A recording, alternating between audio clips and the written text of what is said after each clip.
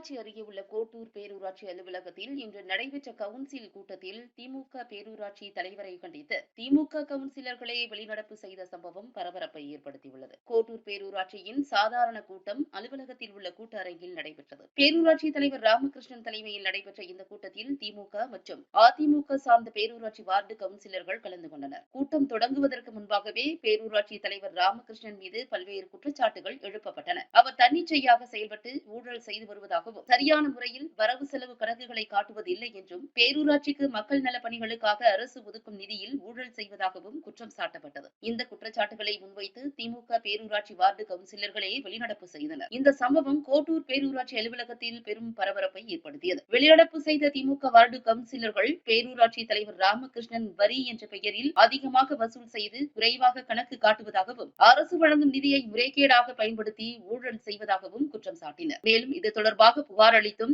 எந்தவித நடவடிக்கையும் எடுக்கப்படவில்லை என்றும், அதனால் பேரூராட்சி தலைவர் மீது நடவடிக்கை எடுக்க வலியுறுத்தியே கூட்டத்திலிருந்து வெளிநடப்பு செய்ததாகவும் திமுக வார்டு கவுன்சிலர்கள் தெரிவித்தனர். நான் கோட்டூர் பேரூராட்சி மன்றத்தினுடைய 2வது வார்டு உறுப்பினர் இருக்கேன். கோட்டூர் பேரூராட்சி மன்றத்தினுடைய சாதாரண கூட்டம் இன்னைக்கு நடைபெறுவதாக இருந்து எங்களுக்கு தகவல் இது நோட்டீஸ் கொடுத்துருந்தாங்க. நாங்கள் வந்துட்டு நாங்கள் போன முறை கூட்டத்திலேயே கூட்டத்தை புறக்கணித்தோம். காரணம் 16/8 அன்னைக்கு நாங்கள் இதில் உள்ளிருப்பு போராட்டம் நடத்தினோம். என்ன காரணம்னா, கிட்டத்தட்ட முதல் கூட்ட அழைப்புக்கே 84 லட்சம் ரூபா அதில் முறைகேடு இருக்குது, இது தலைவரும் செயலாளரும் சேர்ந்து செஞ்சது அப்படின்னு சொன்னோம். அது மீது ஏடி வந்தாங்க. ஏடி நடவடிக்கை எடுக்குதுன்னு சொன்னாங்க. ஆனால் நடவடிக்கை எடுக்கல. மீண்டும் அடுத்த கூட்டத்துக்கு ஒரு அழைப்பு வந்துச்சு. அந்த கூட்டத்தில் பார்த்தா 34 லட்சம் ரூபா அதுலேயும் முறைகேடு இருக்குது. ஆக தொடர் ஊழல். இது கழக அரசுக்கு அவப்பெயரை ஏற்படுத்தக்கூடிய விதியம். இதையை கண்டித்து நாங்கள் இந்த கூட்டத்தையும் புறக்கணித்து வெளியே வந்துட்டோம்.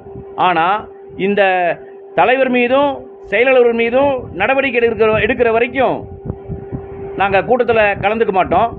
இது கோட்டூர் பேரூராட்சி முழுவதும் சொல்லப்போனால் பொதுமக்களை நசுக்கி, அதாவது வியாபாரிகளை நசுக்கி, மட்டமில் தொழிலதிபர்கள்னா சாதாரண ஒருத்தர், அதாவது பார்த்தீங்கன்னா இந்த மட்டமில்ல என்ன செஞ்சாங்கன்னா லாக் அண்ட் சீல்னு பண்ணி அவங்கக்கிட்ட 5 லட்சம் 6 லட்சம்னு வரி போட்டு வாங்கினாங்க.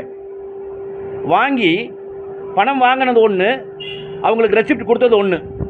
இது எல்லாம் நாங்கள் சொல்கிறது மட்டுமல்ல. இது காவல்துறையோ இல்லை உங்களுடைய புலனாய்வுத்துறையோ அதை விசாரித்து உண்மை நிலையை அறிஞ்சிக்கலாம்.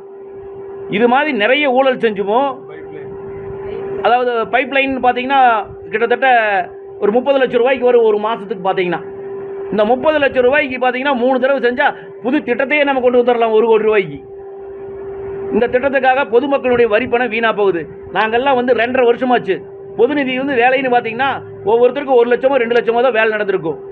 அது ஏன்னு கேட்டீங்கன்னா இந்த பணம் பூரா பொது நிதி வசூல் பண்ணுற பணத்தை பூரா இந்த மாதிரி சுவாகா பண்ணிடுவாங்க.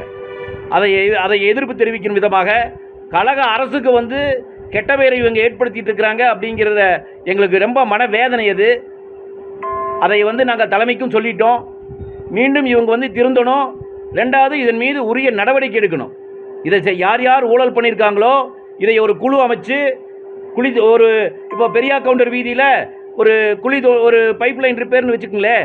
அங்கே ஒரு 25,000 ரூபா இல்லை 50,000 ரூபா 1 லட்சமோ போட்டிருக்காங்கன்னா அந்த இடத்த போய் பார்க்கணும். அங்கே குழி தோண்டியிருக்காங்களா, யார் அங்கே சொன்னாங்க இந்த பைப் லைன் ரிப்பேர் இங்கே உடஞ்சிருச்சுன்ட்டு. ஒன்றா கவுன்சிலர் ரிப்போர்ட் கொடுத்துருக்கணும், இல்லாட்டா பொதுமக்கள் கொடுத்துருக்கணும், இல்லைன்னா பிளம்பர் கொடுத்துருக்கணும். இந்த 3ம் நடக்காமல் பூராமே இவங்க இஷ்டத்துக்கு போட்டு பண்ணியிருக்காங்க. இதெல்லாம் எப்படின்னா தலைவருடைய முன்னனுமதி, ஒவ்வொரு பணிக்கும் தலைவருடைய முன்னனுமதி, செக்கு கொடுக்கறதுக்கும் தலைவருடைய முன்னனுமதி. அப்போ கவுன்சில் கூட்டமே நடக்க வேண்டியதில்லை.